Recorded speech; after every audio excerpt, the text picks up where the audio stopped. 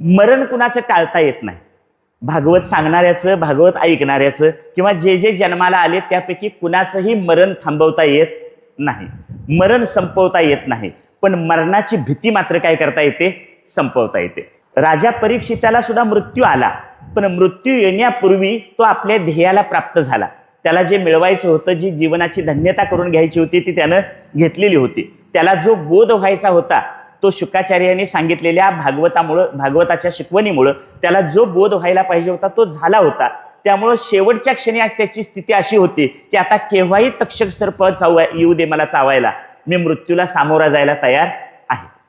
म्हणून असं म्हणतात, भगवद्गीता माणसाला जीवन जगायचं कसं हे शिकवते आणि भागवत मरायचं कसं हे शिकवते. लक्षात आला मुद्दा?